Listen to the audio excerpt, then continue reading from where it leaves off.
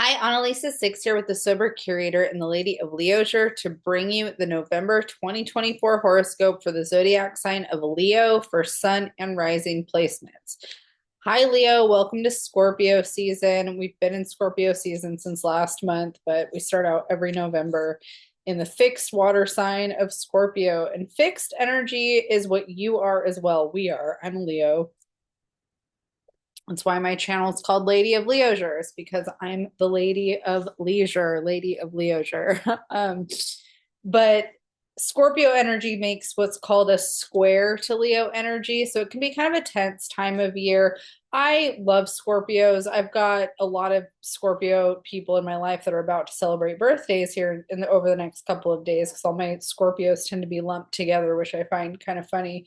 Um, but, you know, the area of the chart that it hits for Leo is the fourth house, which is the house that represents home and family.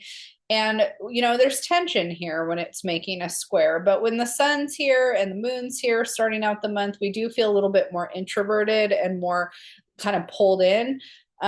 We do kind of feel like we want to reflect more on our inner world, our connection to ancestral lineage, things that have to do with that. So we start out November 1st with a new moon at 9 degrees Scorpio hitting in this fourth house. Now, new moons are a great time for setting intentions around things that we hope to manifest or call in. So anything that you want to manifest around your home and family life, that was very supported for you to set intentions around that starting out the month of November. We also start out November with Mercury in Scorpio, but Mercury is not going to stay here for long. On the 3rd, Mercury moves into Sagittarius and leaves the fourth house and enters the fifth house, which is the house that Leo traditionally rules. But in the horoscope, Sagittarius is here. Now, Venus has already been here for a while and is going to be here for the first almost half of November before she enters Capricorn. And the day I'm recording this, she's already in Capricorn. But Mercury entering the mix at the start of the month really enhances our desire for creative self-expression, pleasure, joy, also our connection to our inner child, romance, pleasure. I already said pleasure. Like all of those things are highlighted with Venus here and Mercury joining. This is also really good for creative projects. So if you're working on music, art, performance, theater, anything that's self-expression oriented, Mercury here boosts all of that energy and empowers us to really want to kind of lean into that aspect of our life. Also, shortly after that, Mars is going to be entering our sign of Leo. And so this is a big deal because Mars is going through a pretty interesting Leo transit over the next couple of months. Mars will be in Leo for the rest of November, and Mars is basically leaving the 12th house where it's been and then entering the first house of the horoscope chart, which is the house of identity. When Mars is in the first house, we are experiencing maybe more of a need to assert ourselves or drive who we are forward. And it can be in the beginning, especially of a transit, maybe not the right way to go about it. It could be a little bit more like the Knight of Wands reversed, coming in hot, full speed ahead, and having to learn maybe some hard lessons around ego expression, especially with some of this fifth house stuff highlighted. But it can also be really positive for us to really lean into our autonomy, who we are, if we feel like we need to really, like, I know for me, I've got all these creative projects that I need to work on, and I really need to be more self-oriented. And I've had a lot of output towards other people in the last couple of months. And while I've been doing stuff for myself, I really haven't been working on my creative projects the way that I need to. And so the fifth house and the first house Mars energy is really good for me on a personal level in terms of leaning back into my music, my painting, and just some of the things that I have on the docket. So hopefully Mars can really empower us Leos in that way, especially with the fifth house Sagittarius energy highlighted for us. And one of the things I want to note is that Mars is going to be in Leo up until January, and then it stations retrograde in December, and then in January it enters Cancer again and goes back into the 12th house, and then It doesn't station direct until the end of February, and then it's going to finish up more time in Cancer before going back into Leo. And we officially will not have Mars out of this back and forth with Cancer Leo until June.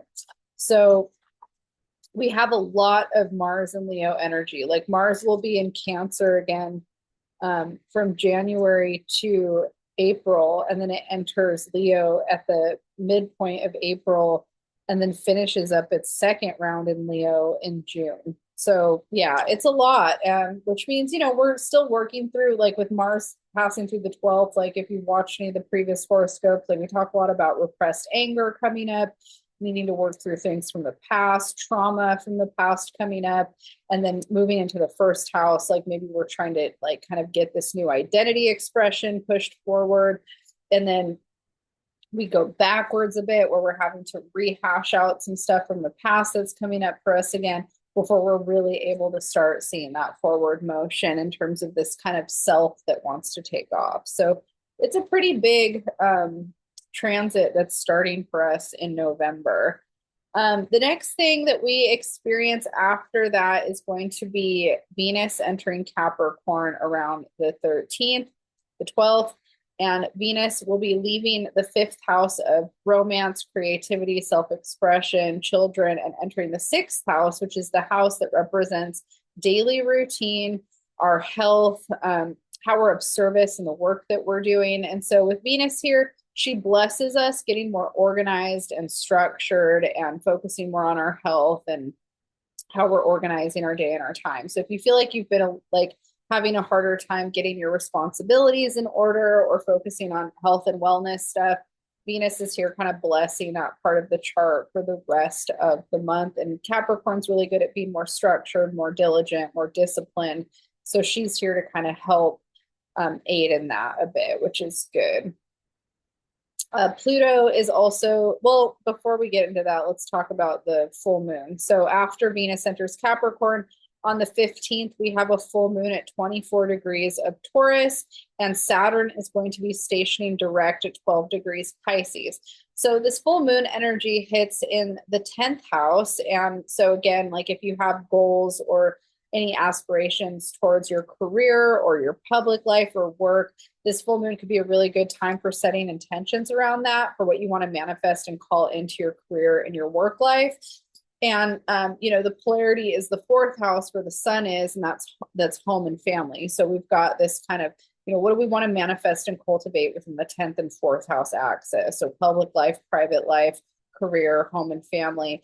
And then full moons are also a good time for releasing and letting go of things or blockages that we feel are in the way. So if there's things around that you kind of want to let go and release, you're encouraged to do that. Uranus is going to be conjunct this moon in the 10th house. So big changes around public life, career, work, all of that stuff is highlighted with Uranus conjunct the moon. Then after that, I talked about Saturn stationing direct. Saturn has been retrograde in Pisces since I believe the end of June, I think. Let me double check again. I'm having a hard time memorizing this. Yeah, so the end of June, Saturn stationed retrograde at 19 degrees Pisces, and now it's stationing direct around this full moon at 12 degrees Pisces. And that Piscean energy for Leo is hitting in the 8th house, which is the house that represents shared assets, resources, marriage, sex, death, rebirth. And so wherever things have been kind of stuck and stagnant since the end of June, we're getting kind of this release and lift off from this direct motion now. So finally some structure and stability moving forward should be taking place around that. So that's positive. Then after that, Pluto is going to be entering Aquarius again, and that is entering your 7th house of relationships, where it's going to be for 20 years. I've already talked about this in a lot of videos, so I don't want to get too into it now, but big changes around relationship dynamics over the next 20 years and kind of what you're seeking out of partnership and relationship. After that, the next shift of energy that we're going to experience is we're going to enter Sagittarius season on the 21st. The sun is going to be entering that fifth house energy where Mercury is. And we're also entering the Mercury retrograde shadow on this day as well. So, fifth house is the house of self expression and creativity. We might be in a reflection review period on how we're expressing ourselves. So, if we do have, artistic projects, creative projects, we might be kind of reassessing how we want to put that out into the world. It can also be just about who we are as a person and how we're putting that out into the world. So there's a lot of opportunity for us to reflect, review, reassess who we are creatively. The sun being here kind of blesses that as well. The last transit that I'm going to talk about is our full moon, or I'm sorry, our new moon that happens on November 30th in the same area of the chart. So we're going to have on November 30th a new moon in Sagittarius at 9 degrees. And this new moon is hitting in that fifth house, which is, a really positive opportunity for us to set intentions towards what we want to manifest around identity expression, self-expression, romance, creativity, passion, joy. If we need to work on feeling more freedom to express ourselves and explore different mediums of joy, or creative energy, like this is very supported with the new moon, even with the Mercury retrograde. All right, Leo, I'm going to leave you there. I think that this month is actually going to be pretty positive for Leo. There's a lot of transits that are kind of helping to push things forward and kind of get things along, especially when it comes to your responsibilities, your mundane reality, like how you're pushing and driving your energy forward. That Saturn energy that's been kind of stuck is starting to move. So I think that for Leo, November is actually pretty good energy to kind of get some momentum in areas that maybe have been a little bit sticky. All right, if you like this, please hit the like and subscribe button to get notified on when I do these every month. You can find me at theladyofleosure.com and thesobercurator.com, and I will see you all in December.